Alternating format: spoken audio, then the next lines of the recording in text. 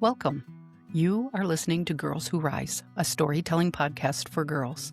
My name is Shelley, and I would like to read you a story today.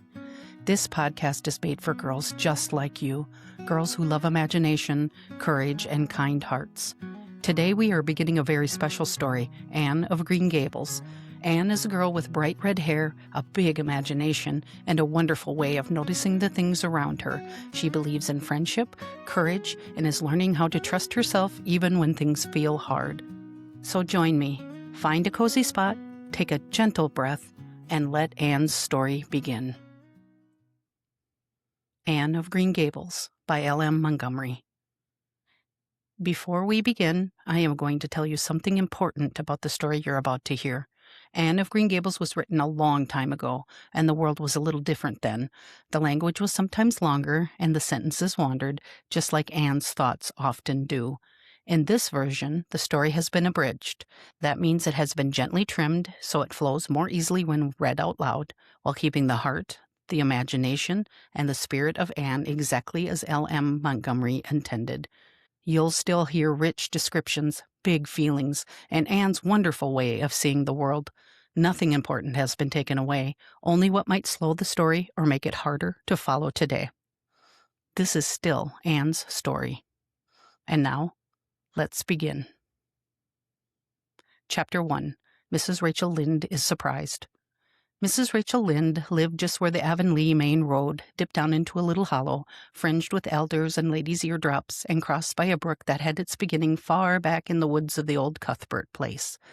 In its earlier course through those woods, the brook was known to be a wild, rushing stream with dark secrets of deep pools and little waterfalls. But by the time it reached the Lynde's Hollow, it had become a quiet, well-behaved little stream, for not even a brook could run past Mrs. Rachel Lynde's door without showing proper manners and good behavior. Mrs. Rachel Lynde was sitting at her window one afternoon in early June. The sun was warm and bright, the orchards were white with bloom, and the birds sang happily in the woods behind the house. Mrs. Rachel was sewing a quilt. She pieced it neatly, and her stitches were as even and firm as her opinions, for Mrs. Rachel took pride in doing things thoroughly. Mrs. Rachel was one of those very capable women who manage their own affairs perfectly and feel responsible for everyone else's as well.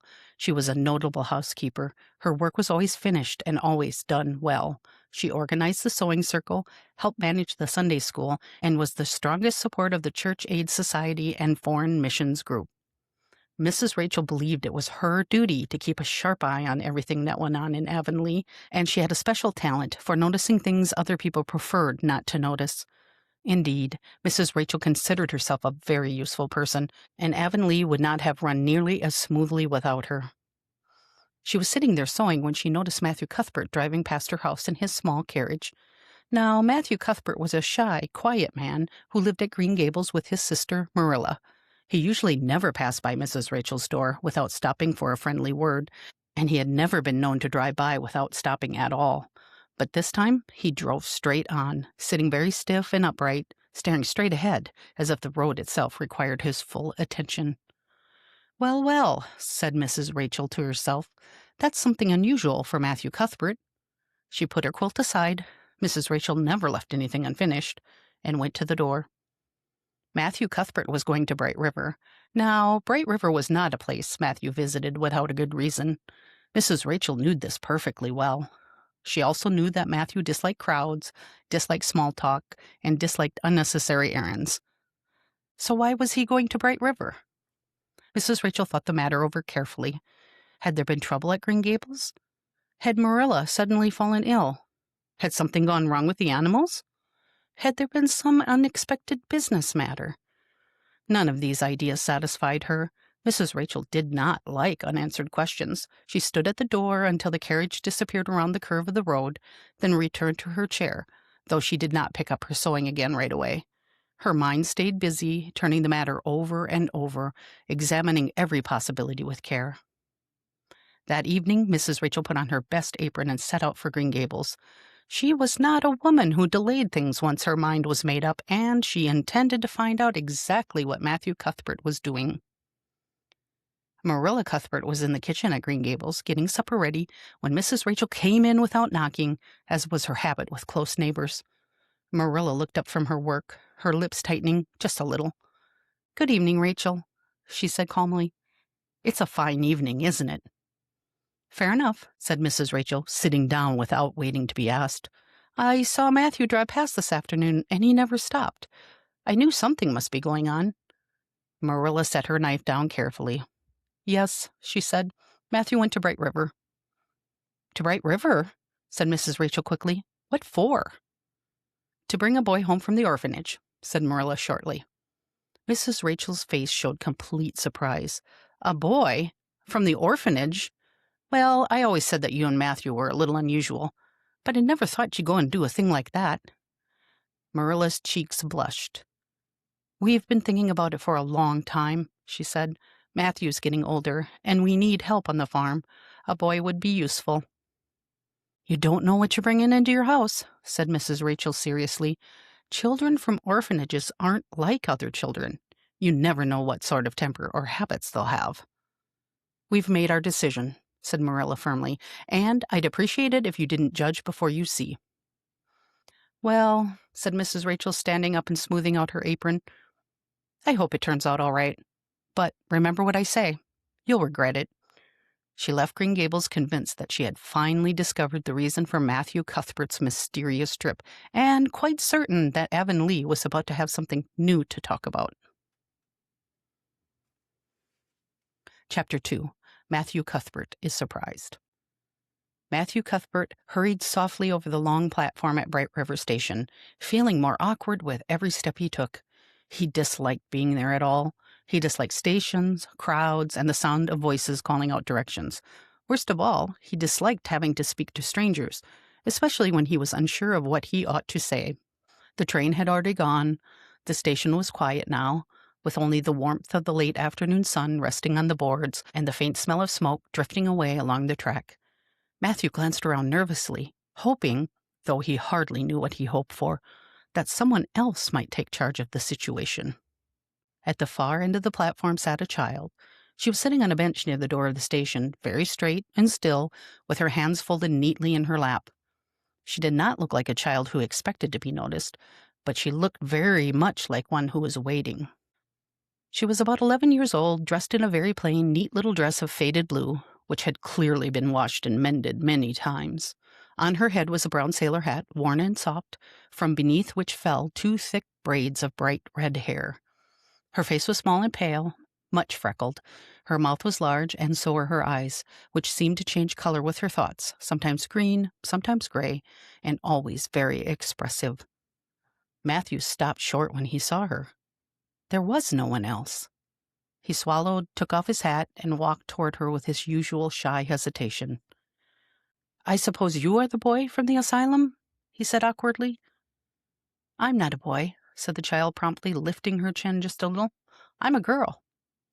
Matthew stared at her as though she had suddenly turned into someone entirely different from what he had been expecting. "I was expecting a boy," he said helplessly. "Oh, I know," she said quickly.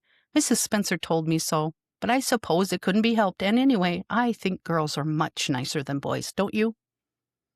Matthew did not answer. He shifted his hat from one hand to the other, feeling that the situation had somehow moved beyond his careful understanding. "Well," he said at last, "you better come along with me." As they drove away from the station, the child began to talk, easily, naturally, and without the least sign of shyness. She talked about the journey she had taken, about the places she had seen from the window, and about how interesting it was to imagine what might lie beyond each bend in the road. "I was afraid you weren't coming," she said frankly, "but I told myself I would wait until the very last minute. Mrs. Spencer said you would surely come, and I thought, well, even if you didn't, I'd rather wait than give up too soon." Matthew listened in silence. He was not used to so much conversation, but there was something in the child's voice, hopeful, earnest, and full of imagination, that made it easier than he would ever believe possible to listen. "Oh, isn't this road lovely?" she exclaimed suddenly. "It seems to go on forever, doesn't it? I like roads that go on and on because you never know what might just be ahead." Matthew glanced at her sideways. He had driven that road all his life, but he had never thought of it in quite that way before. She went on talking, not because she expected it, but because she seemed to think out loud. She spoke of names she liked, of places she imagined, and of the stories she made up to keep herself company. "I've had lots of time to imagine things," she said quietly. "It makes waiting easier." Matthew did not know what to say to that either, but as the buggy rolled steadily toward Green Gables, he felt something new stirring beneath his usual caution, something he could not quite name, but which made him hope, just a little, that this mistake might not be corrected too quickly. Chapter 3. Marilla Cuthbert is Surprised. Marilla Cuthbert was sitting at the kitchen at Green Gables when she heard the sound of the wheels on the lane. She laid down her knitting and went to the door at once, for Matthew was later than usual, and Marilla liked everything to happen in its proper time. When the buggy came into view, she saw at once that Matthew was not alone. A child was sitting beside him, a child who leaned eagerly forward, looking about her with wide, interested eyes, as if every tree and fence and field were worth noticing. Marilla's lips tightened slightly. This is not what she had expected at all. Matthew stopped the horse and got down, moving even more awkwardly than usual. The child sprang lightly from the buggy before he could help her. She looked around with open delight, clasping her hands together as if she were afraid her happiness might escape if she didn't hold it fast. "Oh," she exclaimed, "isn't this the loveliest place? I'm so glad it's called Green Gables. It sounds so comfortable, like a place you could belong to." Marilla looked from the child to Matthew. "Matthew Cuthbert," she said quietly. "Who is that child?" "This is the girl they sent," said Matthew miserably. "There's been a mistake." "A girl," said Marilla. "Yes," said the child eagerly. "I'm Anne Shirley. I'd rather be called Anne with an E, though. It looks so much nicer written out." Marilla said nothing at first. She stood very straight, studying the thin little figure, the freckled face, and the eyes that shone with hope and excitement. This was not sensible. This is not what had been planned. "Well," she said at last, "you better come in." Anne followed her into the house, her eyes moving quickly from one thing to another. Everything interested her, the white curtains, the shining table, the neat shelves. She spoke little now, as if she were afraid of saying the wrong thing and being sent away at once. After supper, however, Anne's tongue was loosed again. She talked nervously at first, then more freely, telling of the places she had lived, the people she had known, and the stories she had made up to keep herself company. She spoke of long nights when she had whispered tales to herself in the dark, and how she had always hoped, always believed, that something better must be waiting somewhere. Matthew listened with growing sympathy. Marilla listened despite herself. She told herself firmly that this was a mistake that must be corrected, and yet she found it harder than she had expected to think of sending the child away. After supper, Marilla showed Anne to the spare room. It was small and plain, but clean and bright, with a white bedspread and a single window looking out over the yard. Anne stood very still in the middle of the room. "I've never had a room of my own before," she said softly. "Not really my own. It feels, well, it feels as if I've stepped into a story at last." Marilla turned away quickly, busying herself with arranging the bedclothes. She did not trust herself to speak just then. That night, long after the house was quiet, Marilla lay awake in the dark, staring at the ceiling. She thought of duty, of common sense, and of what ought to be done. She also thought, quite against her will, of the sound of a child's hopeful voice and the look of joy in a thin, eager face. "This is a very serious thing," she told herself, "very serious indeed." And yet, for the first time in many years, Marilla Cuthbert found that her thoughts would not stay neatly in order. Sometimes the most important changes begin before anyone is quite ready for them. What did you think? Wasn't that such a good start to a book? I feel excited to find out what happens next, but I'm also a little nervous. I bet you're feeling that way too. I would like to share what I'm thinking about what we've read so far, and while I'm talking, I want you to notice how the story made you feel too. At the very beginning, it almost seems like nothing huge is happening. There aren't any big action scenes or shocking moments. There are no explosions, no drama, and yet the story keeps moving.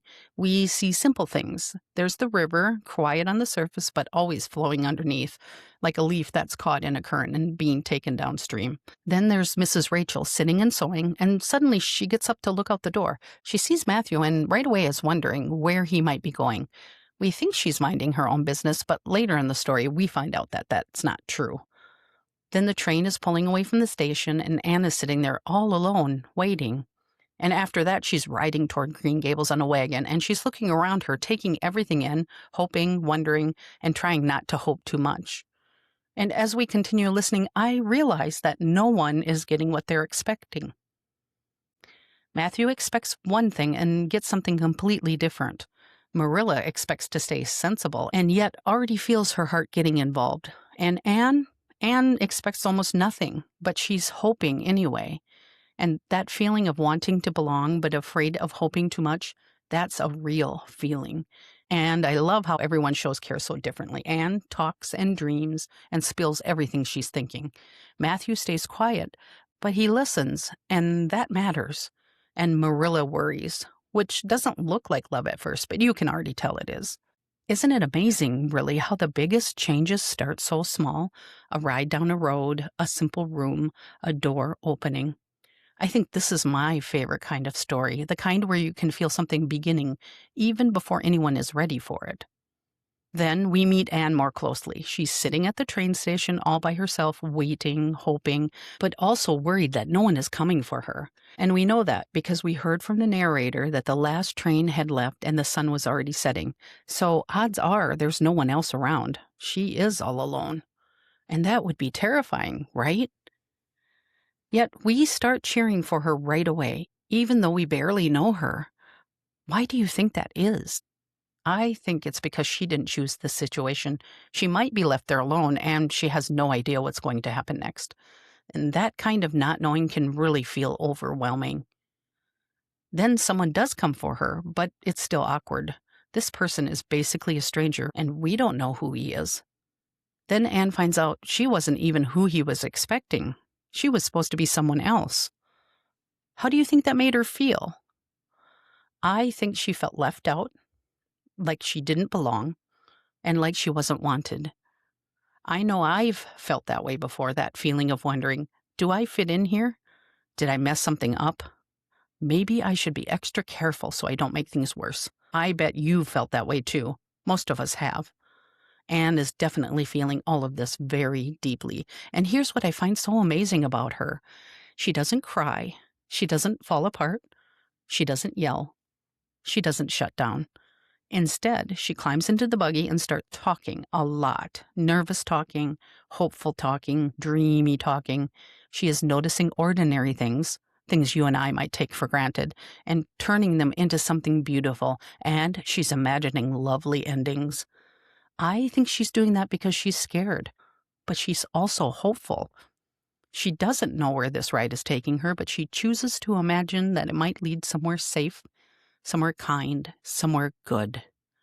That's her way of handling big feelings. So let's talk about and name those big feelings, because when feelings have names, they don't feel quite so scary. There are things like belonging, identity, hope, and fear. Belonging is that quiet question in your heart that asks, do I have a place here? Identity is wondering, who am I really? And is that okay? Hope is the tiny spark that says, maybe this will turn out okay. And fear is the worried voice that whispers, what if it doesn't? Anne is holding all of those feelings at the same time. She wants to belong, but she's scared she won't. She's trying to be herself, but she doesn't know if that'll be enough. She hopes for something good, even while feeling afraid of being disappointed. And if you've ever felt that mix of emotions or feelings all tangled together, you're not strange. You're human, especially at your age, when your heart is learning so many new things. Anne shows us that it's okay to feel all of this at once. You don't have to pick just one feeling. You can be hopeful and scared. You can wonder who you are and still know that you matter. And sometimes, using your imagination, Thinking about good possibilities is how you help your heart feel steady again. So as we finish these first chapters, I want you to remember this. It's okay to feel excited and nervous at the same time. It's okay not to know what's coming next. Just like Anne, you don't have to have everything figured out to keep moving forward.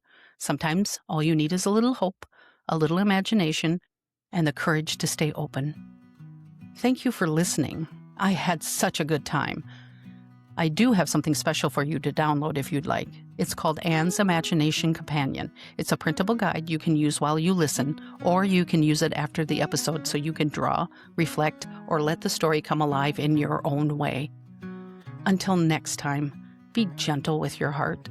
Keep noticing your thoughts and feelings, and remember that being hopeful, curious, and a little unsure is a part of being brave. I can't wait to keep reading with you and see where Anne's journey takes us next. Until then, see you next time.